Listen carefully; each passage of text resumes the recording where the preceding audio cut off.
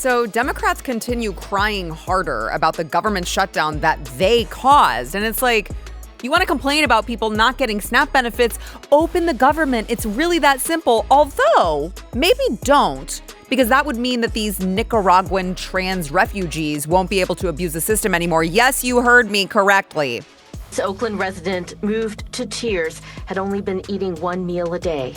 I lost my job and I was sick for a couple months because I was fired by me. What a beautiful woman. I couldn't work at the time. They could just call 211 and they'll get connected with a representative that can kind of talk through their situation and help them figure out what support they might need. Oh boy, we've got that and more to get into, and it all starts right now.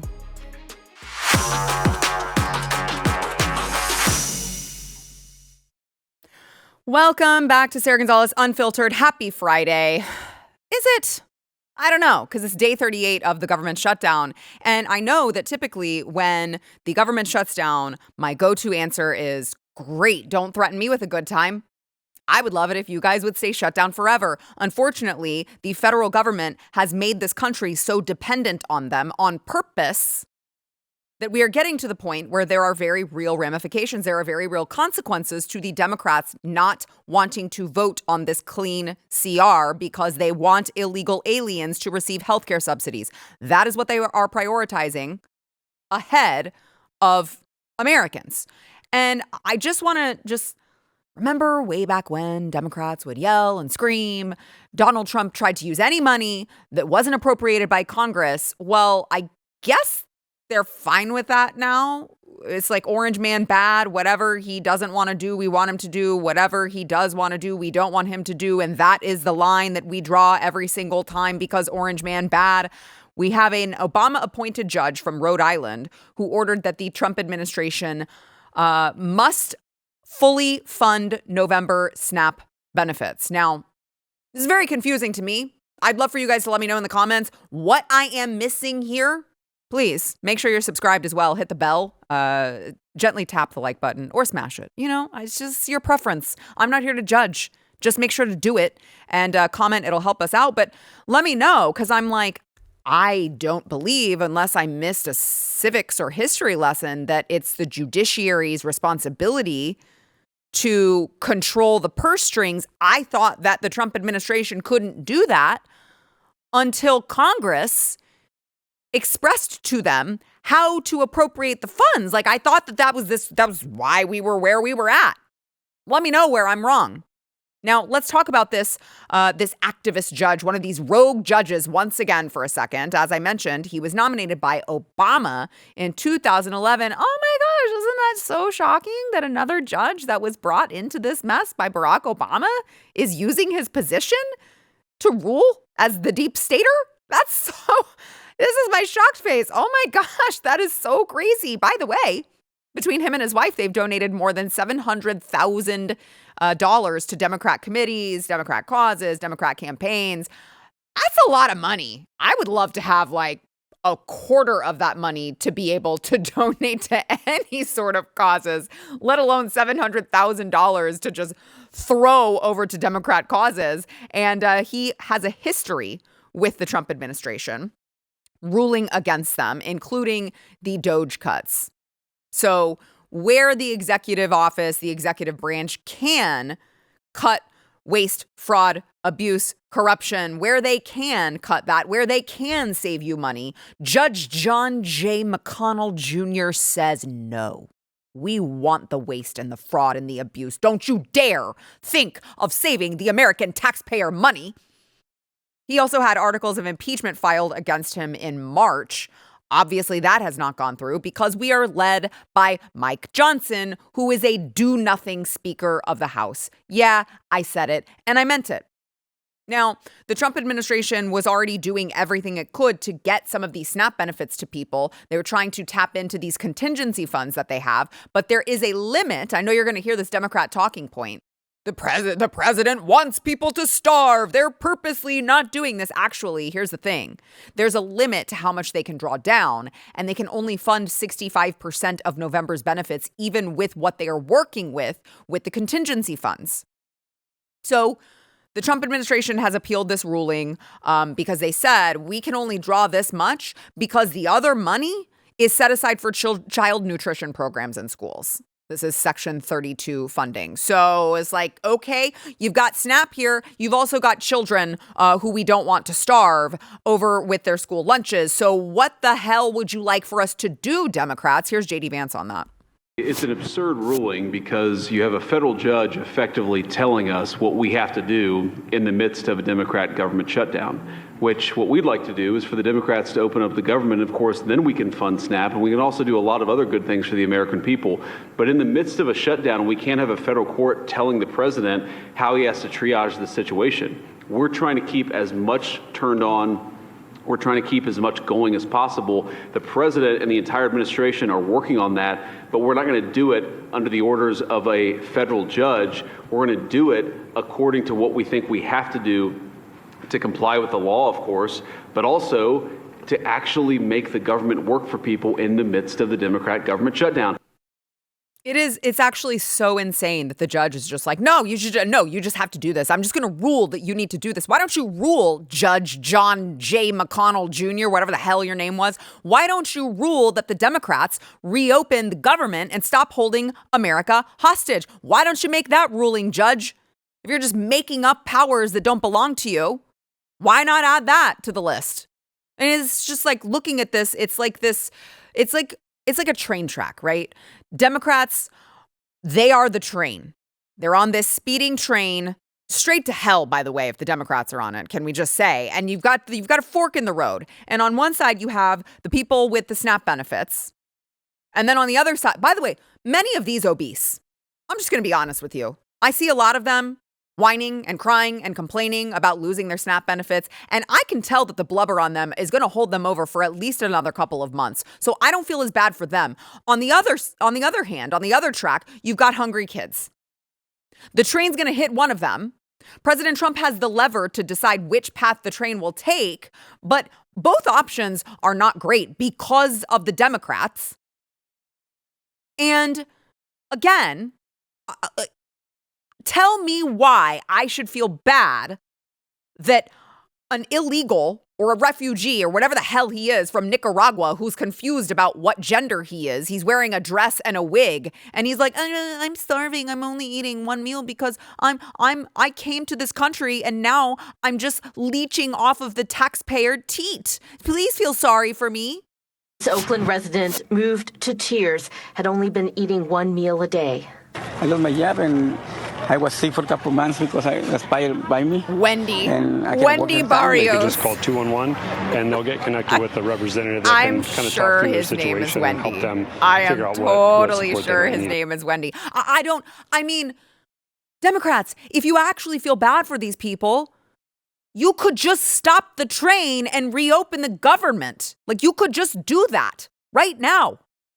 It's the Democrats who are doing all of this. It's the Democrats who have put this in motion. If you have a canceled flight today, if you have a delayed flight today, it's the Democrats who did that. If you run out of SNAP benefits, it's the Democrats who did that. Now, I would argue that this has been this should be an awakening of the American people to understand that our SNAP benefits are so corrupt and fraudulent that I'd be fine if my money went to people who actually needed it. I'm not fine with my money going to all of these refugees, illegals, random obese women who don't feel like getting jobs. I'm not okay with that, actually. And I'd like to have that conversation. But be that as it may, you've got the Democrats who are bragging about doing this, causing this on social media.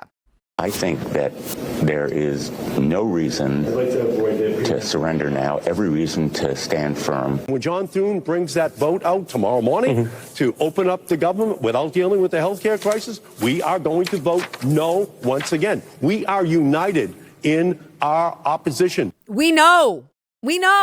If there is one thing that the Democrats have made abundantly clear, it is that they are America last.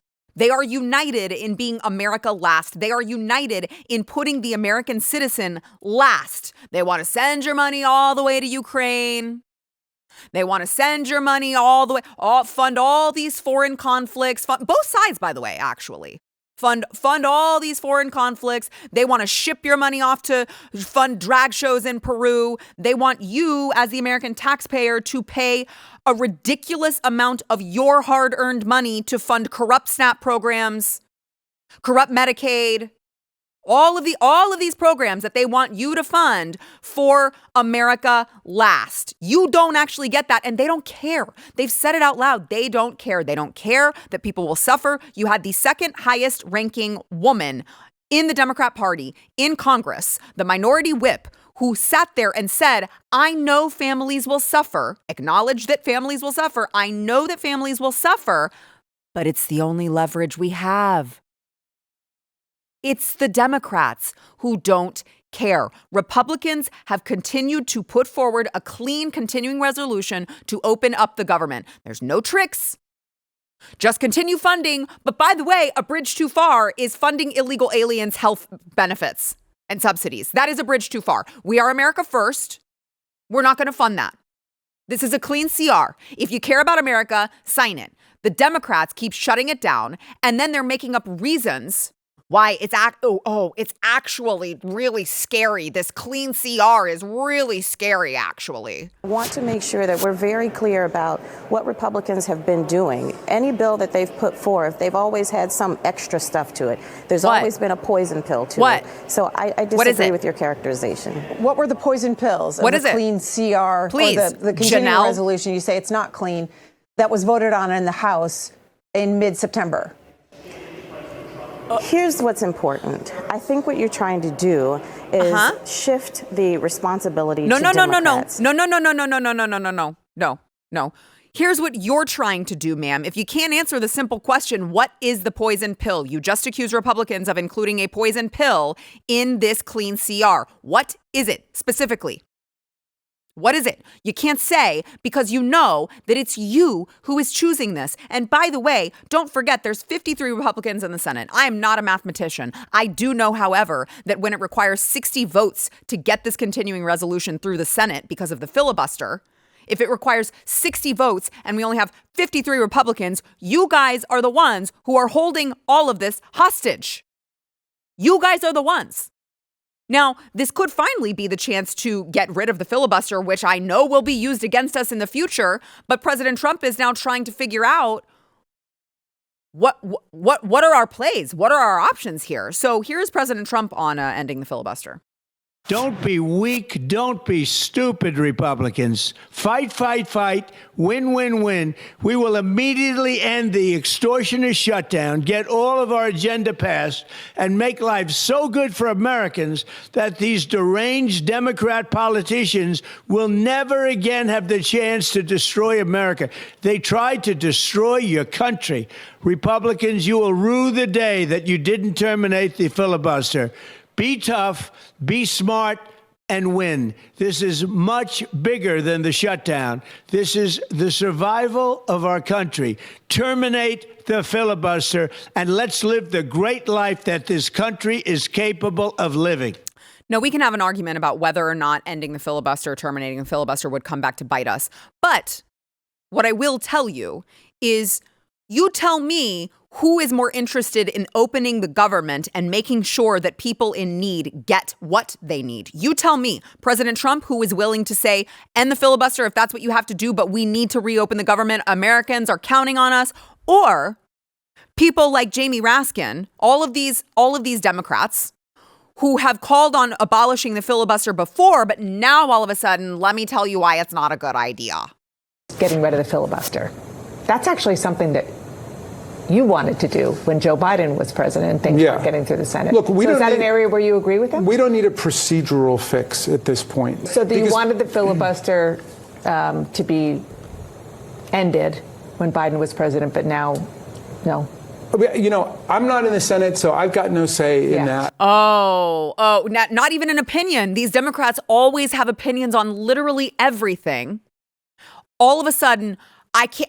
You know what? It's not my call. It's not my place. I'm not going to tell you because, of course, I have absolutely no ideals or morals or principles or values. It's just whatever is politically advantageous to me at the time, regardless of who it hurts, regardless of who suffers. It's disgusting. All right. Make sure you're subscribed to the YouTube channel, Sara Gonzales Unfiltered. Make sure to hit the like button. It'll help us out. Want to thank our sponsor this segment, Craftco. So I have my Manna White coming and bringing in our wonderful, thank you. Look at this beautiful bottle. It's still full, which is very sad. That makes me very sad that it's still full. I need to change that. But this is American-made whiskey from Flying Aces. And the great thing about Flying Ace is that they're obviously an American company, but what they are doing is they are giving back in big ways. They are partnering with companies like Folds of Honor, which is an organization that gives scholarships to families of America's fallen. They are partnering with organizations like that to help with that. These are really, really strong American patriots. And it's a win-win because what you're going to do when I tell you where to go, flyingacespirits.com, what you're going to do is you're just going to buy really delicious whiskey and bourbon. And also you're going to feel good about the company that you're giving your money to. I'm telling you guys, we drink this exclusively in the Sara Gonzales Unfiltered household. So I'm just telling you, you're not going to regret it. It makes a great holiday Christmas present as well. FlyingAceSpirits.com. Use code BLAZE for free shipping. They've got a bunch of different flavors over there too. So go check out the website. This is not the only one. It's FlyingAceSpirits.com. Promo code BLAZE.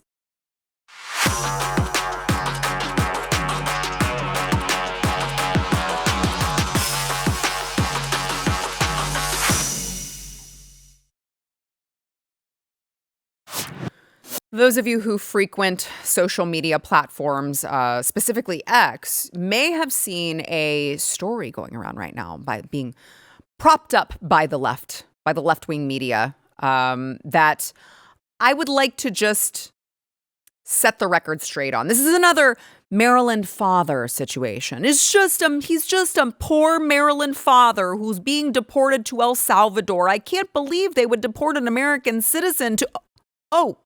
Oh, wait, never mind. It's not an American citizen, and he's not just a Maryland father. He's actually a gang member who's really bad and shouldn't be here. It's just giving me Maryland father vibes, okay? You may have seen the headlines. You had arrest by federal immigration agents at Chicago daycare sparks outrage. Armed ICE officers chase teacher into preschool in Chicago. Chicago mayor condemns ICE arrest of daycare teacher in front of children. It shocked the conscience. Parents want answers after feds arrest daycare teacher. It has destroyed us. Was that dramatic enough? That sounds really, really dramatic. That sounds terrible. By the way, the arrest was caught on video as well. So I believe that we have that. Yep, there it is. And so they're just obviously resisting. And there they go, back in.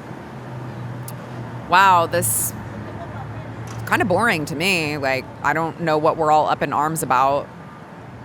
I don't see any, children who are traumatized. I actually see a pretty calm situation. Certainly nothing that would shock the conscience. Maybe I missed the shock the conscience part. I just skipped over the shocked the conscience part. It has destroyed us. If what I just saw, destroyed anybody, life's tough, man. Get a helmet, I guess. So, turns out, you guys are going to be shocked to hear this.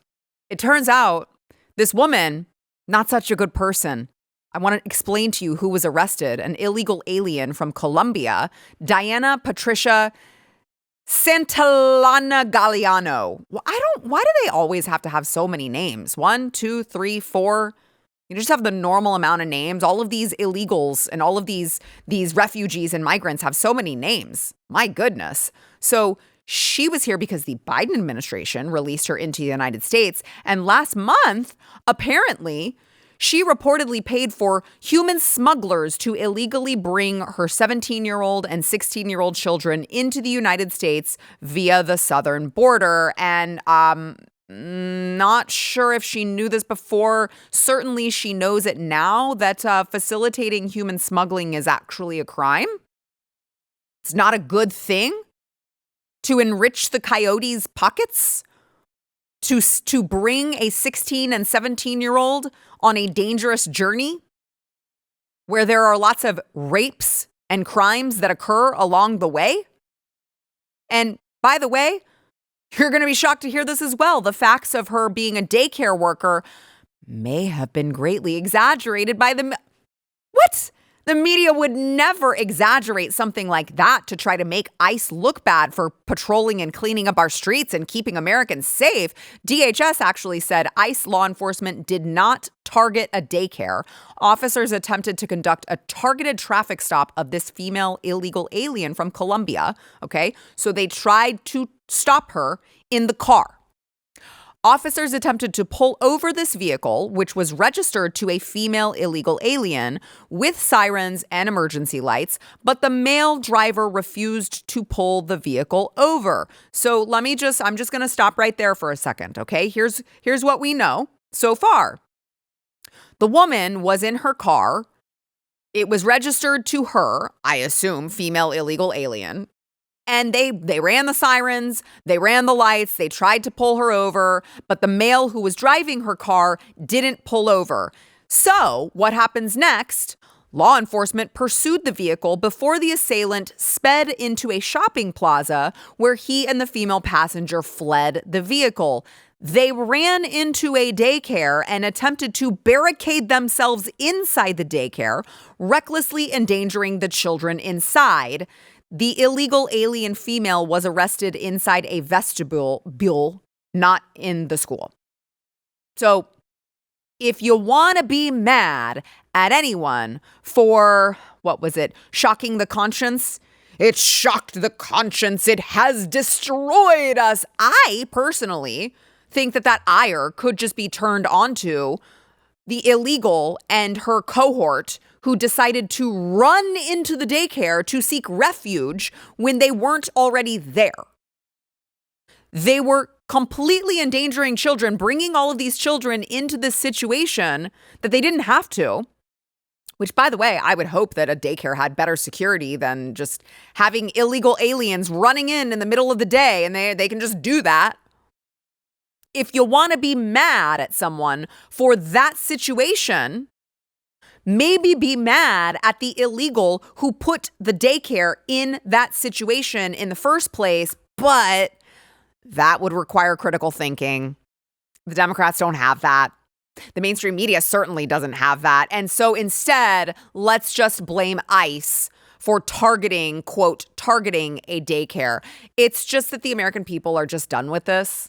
They're just done. We had an election last November, as it turns out. It's been over a year since we resoundingly said, get the illegals out of our country.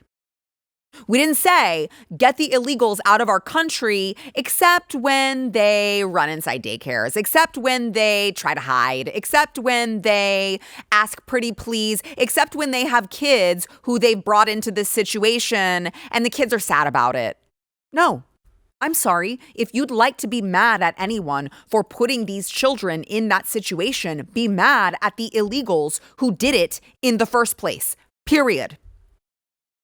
Just let this remind you, all these headlines that you're reading, do not ever read a single one of them. All these, do not ever read a single one of them. ABC News, The Washington Post, Fox 32, Chicago Sun-Times. Don't ever read these headlines negative about ICE and this administration and expect that you're getting the truth. You're not. Unless you're reading them on theblaze.com, and then you're probably getting the truth. Anyway, I want to bring on my panel after this. First, I want to thank our sponsor, PreBorn. So PreBorn is, I love working with PreBorn. Guys, I keep telling you, if you have not yet thought about the person that you love, that you maybe see at Christmas, that you guys have this weird gift exchange where like adults have to get something for the other adults or whatever. I don't know. I think it's very weird. I can't stand it. I'm like, I don't need Aunt Susie to get me anything. I'm an adult and that's just not necessary. Can we just get together and have fun? So if you're looking for something that you're like, they don't need anything, but I need to bring something, I've got the perfect solution for you. PreBorn actually is saving babies' lives. It's really that simple. So when a woman who has an unplanned pregnancy goes into a PreBorn clinic, instead of being sold a book of lies, it's just a clump of cells, don't worry, you won't regret a thing. They're being brought into these PreBorn network of clinics where they are just shown the truth. It's very simple. They're shown an ultrasound and they see the life inside of them and they hear that baby's heartbeat. And in that moment, that woman is twice as likely to choose life. Ultrasounds cost money. This is where the gift comes in. How many ultrasounds can you sponsor? How many babies' lives can you save? Because I'm telling you, if I'm at the Christmas party and someone gives me the gift of saving a baby's life, that means way more to me than any bargain piece of crap that you can go get at the store because you're just trying to wrap up something. Might I suggest giving the gift of human life? You can go to preborn.com/Sarah to donate securely. Like I said, $28 is the cost of an ultrasound. So how many ultrasounds can you help us sponsor? 1, 2, 10, however much it is. You're going to get that tax deductible donation at the end of the year as well. preborn.com/Sarah.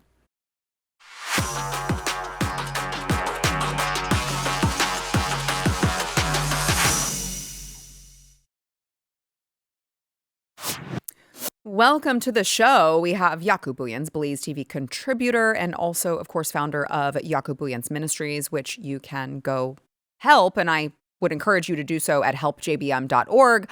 Along with, this is his first time on the show, Peter McElvenna. He is co-host of the Hearts of Oak podcast and former campaign manager for the UK Independence Party. And you might detect a little bit of an accent. Possibly. He's not from around here. He's not from these here parts of Texas, but we're happy to have you. And I know that a lot of the work that you do is talking about trying to spread awareness about the Islamification of the UK, of what's happening there. We, of course, have been talking a lot about what's happening in America. And I wish that Americans would heed your warnings, because I keep saying, I'm like, guys, the blueprint of what's about to happen is already being done in the UK, and we're too stupid or too busy, or I don't know, to not look at that and go, oh, we don't actually want that here.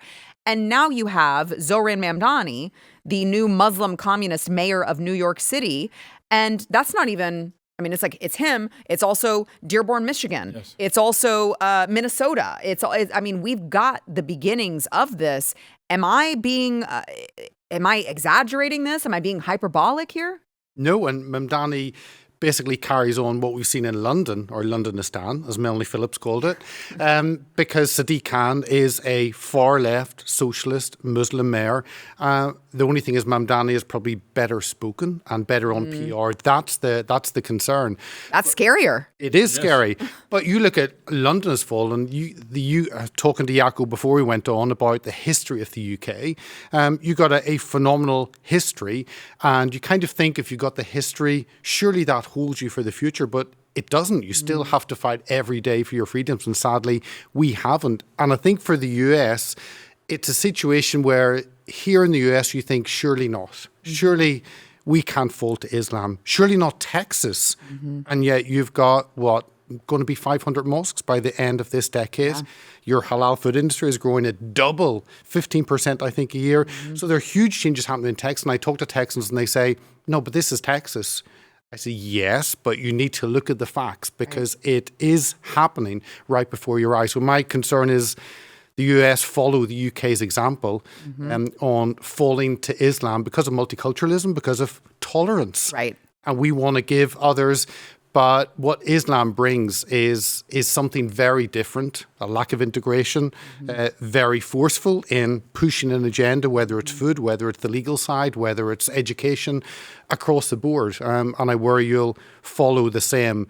And let's watch Mamdani and let's pray that he doesn't succeed in his efforts. Yeah. Yeah. No, you're totally right. And I love that you bring up Texas as well, because I keep trying to tell people, you think that you're safe in Texas. You are not. We just talked about this yesterday. Governor Greg Abbott's office has given $13 million worth of grants to mosques in Texas. Why? We are doing it to ourselves, and it's so frustrating. Yeah, I was telling Peter off air, I've now come to the conclusion that a lot of this, we have to put some responsibility on wealthy Republican, so-called Republican donors that keep these guys in office, that grease the wheels, that have learned how to manage the system and yet still enrich themselves while the house is burning, but not my house, but the house, And so the second you think not here, and I equate this to our work in human trafficking.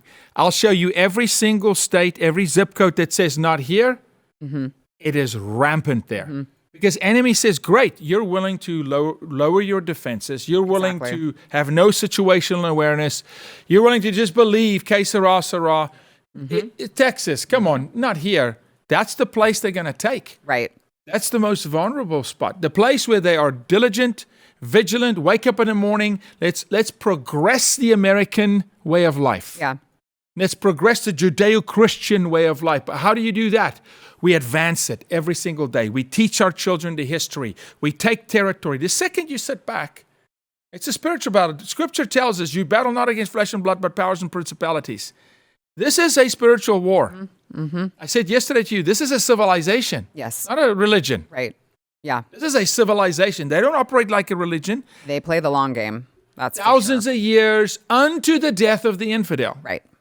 Right. So, Peter, have you, just with your experience, what has been the most shocking firsthand experience that you've had with seeing this happen just, in your own backyard? Okay, I'm from Northern Ireland, from Belfast, ended up in London 23 years ago. I think I remember getting on, I was going to say the underground, the metro, disappearing in West London, popping up again in Mile End, a station in East London. And I got up, this was maybe 2005, so I've been in London 2 years, and I stopped. And I started looking around me. And I just thought, I don't know where I am. I looked at the shops, didn't recognize there were 2 Islamic banks. Most of the shop, all halal shops, didn't recognize any of them, didn't hear any English. Most of the women were covered head to foot. And I just thought, wow. And I stood there for maybe 2005. Yeah. But I stood there in stunned silence thinking, wow. And that was the first time it really hit me. I thought I had arrived in another country and thought, I don't have my passport. Oh no, where am I? That's when it first hit me.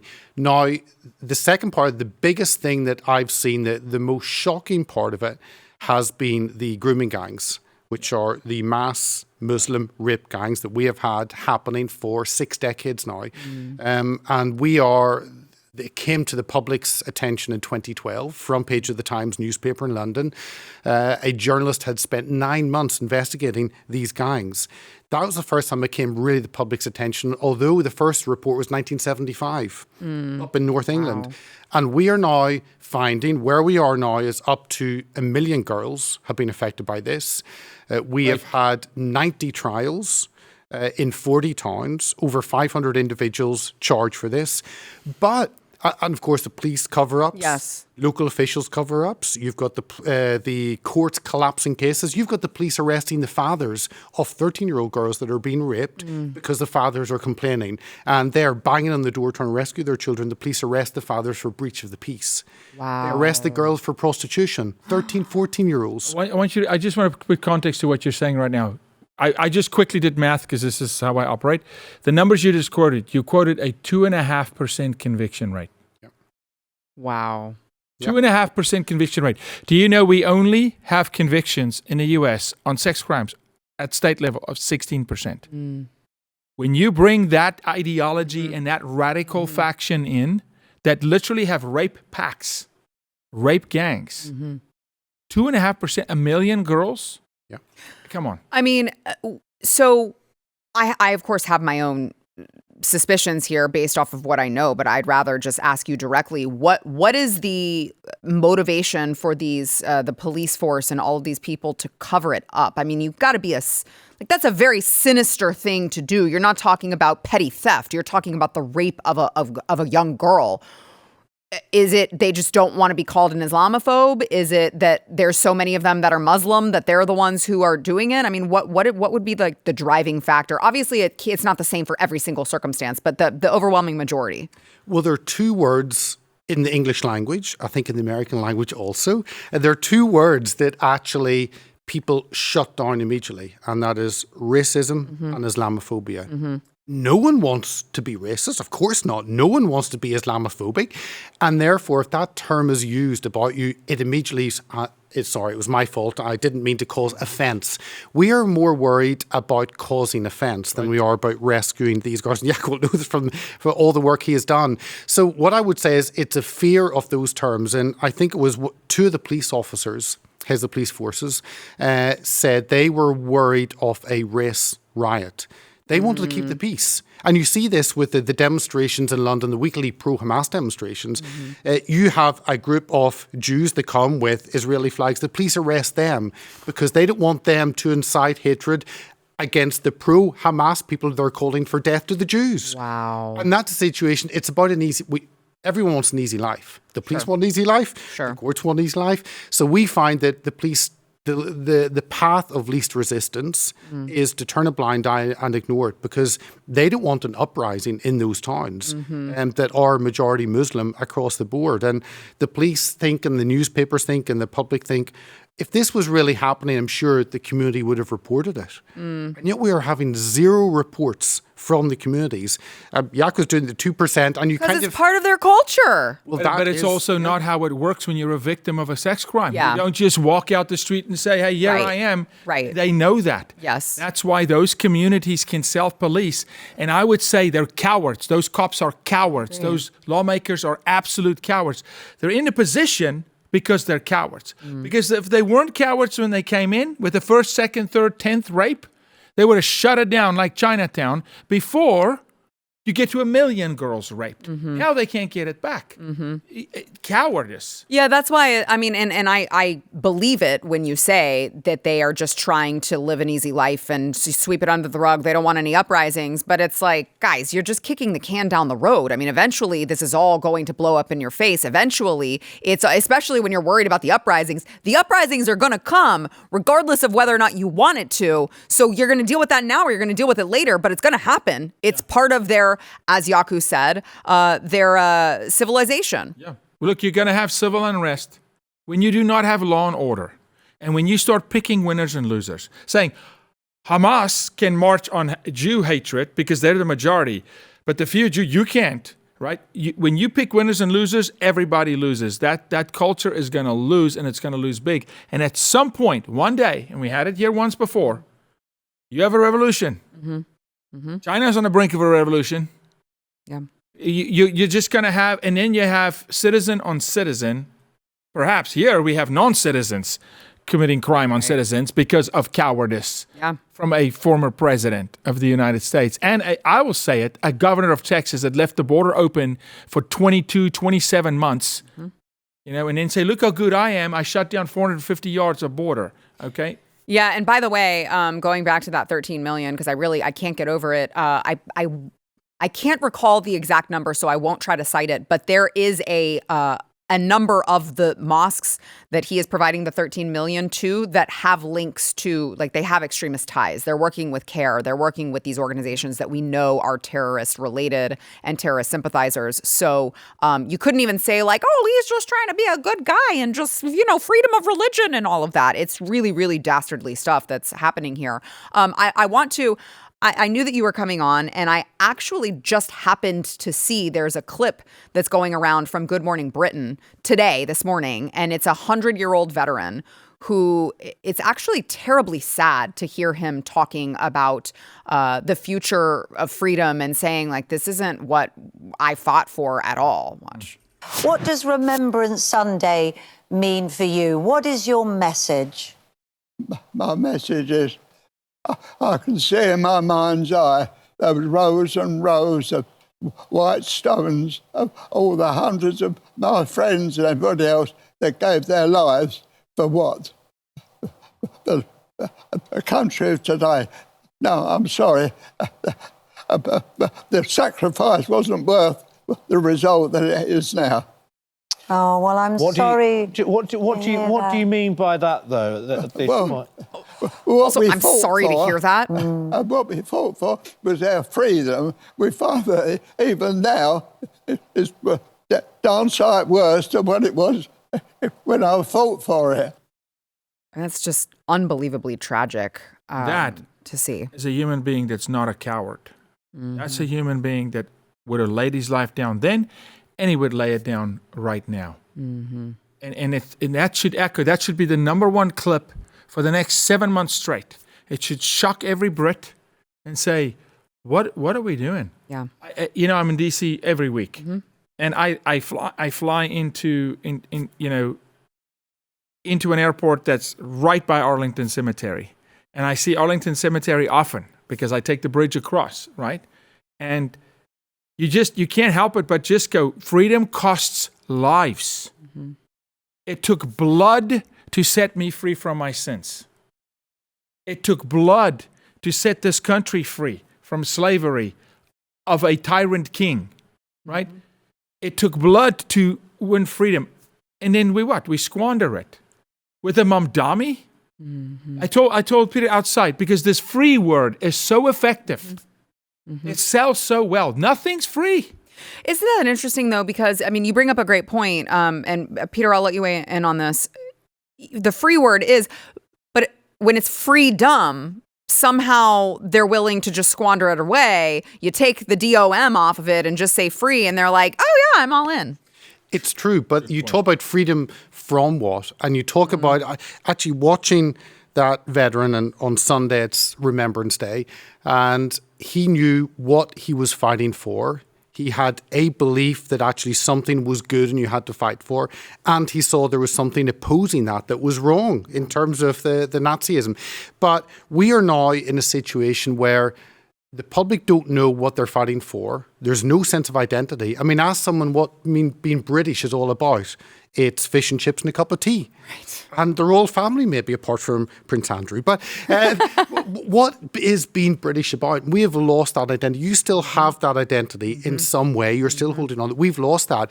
But also, what is opposing, even if we had an identity, what is opposing it? We don't know what's opposing it. We don't see Islam as against the freedoms and the values we should have in the West. We don't see an LGBT agenda being destructive to our values of who individuals are.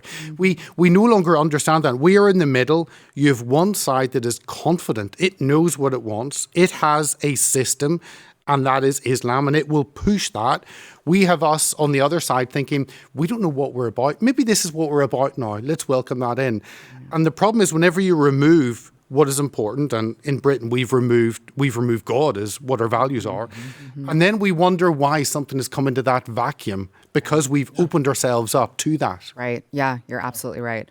All right, let's go ahead and take a quick break, and then I want to kind of continue this conversation in the vein of what can we be doing to stop this, just logistically, and like what do we have the power to do at this point? First, I want to thank our sponsor of this segment, Beam.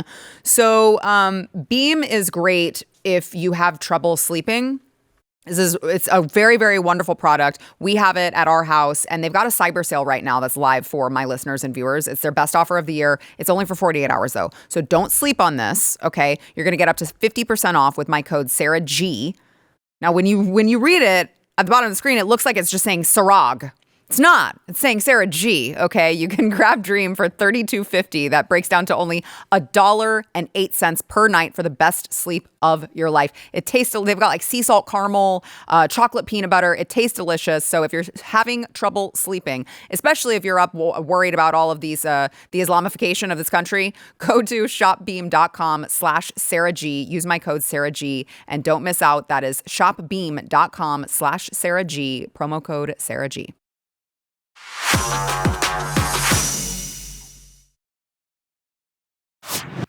So we talked about this yesterday, and I think that there were a few viewers who were feeling frustrated because they're like, well, we agree, but what can we do? And I share the frustration, and I do want to, bounce some ideas off of you, or please feel free to weigh in. But I saw one of my friends, Beau French, who is the Tarrant County GOP chairman, not too far from here, said we should ban halal. We should ban halal. It's cruel to the animal. We should ban it. And that way we get them out of here. And it's a very easy, clean way of doing it. And I was like, I love that. I think we should all be advocating for our states to do that. And obviously the blue states never going to do it. But those of us who are allegedly red should be doing that. Do you think that that would be helpful? That's weird because I've just sat with Bo 3 did you? hours ago. Oh, that's so funny. It's so weird. That's really funny. We were discussing this issue. Were you? Wow. No, there are good people here, and it filled me with hope because you wonder when you come somewhere, you don't know where the pushback is going to be. You don't know if there are good people to fight back. And actually, I came away this morning from meeting a number of GOP chairs that actually there is hope on this pushback.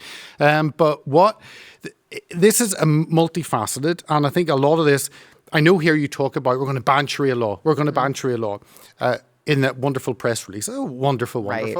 But the issue is this is demand. This is economic. So you look at halal food.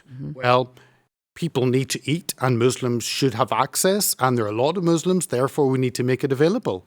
In the UK, we have some schools. You may have a school, maybe 600 people, maybe 6 of the pupils are Muslim, and therefore the request is made for halal. There's a Church of England school around the corner from me, a very big one, and it has only got halal in the hot food counter because there are a handful of Muslim pupils. And that is how the same with finance, Sharia finance. Again, it's demand, and the financial institutions want a piece of that pie. They want to make money from it. So there is a push. And these industries are huge. I think by 2030, the Sharia financial sector worldwide will be just over $4 trillion. The halal industry is around $3.5 trillion. Wow. So any food company or any financial institution wants a piece of that. And that's why it's not about just legislation. It's about you've got demand. Is that demand, does it fit with the values that we have? If not, then how can we begin to push back on it? Right. Yeah. I don't know if that answered your question. No, it did. No, that was very helpful. It's a very shrewd, cunning tactic because hey, you know what? They use it on us all the time. I'm like, great, 100%. Let's do it. We are called to be gentle as doves and wise as serpents. I mean, we are called to see what works, and if they can't eat, they'll go somewhere else. Right. Because J.B. Pritzker will give them halal. He'll feed them anything they want to eat. So yeah, we should ban halal, 100%. And then not just that, we need to start speaking the truth from the pulpit. We cannot coexist. This is it. There is no peaceful Islam. Right. There's no such thing. We have to start speaking the truth and uphold the higher standard. Uphold the American way. Uphold true freedom and fight for it. If you don't speak it and if you don't train on it, you could even ban halal food, and then you'll have a bunch of Americans go cry in a corner and say, look how mean we are. Right. We're so mean. Right. Right. But can I, because 100% right, Jaco. 30 seconds, so please. 100% right. And part of the problem is that Christians, our faith is private. For Muslims, it's public. Yes. And they enforce their ideas in the public space, and we don't. And we need to get back into the public space. We're not called to have a private faith. You're right. You're right. And by the way, you can call me an Islamophobe. What I'm going to say is I do fear Islam. I just don't think it's an irrational fear. I think it's a very rational fear, so I don't really care what you call me. Peter, Jaco, thank you guys so much. Thank you.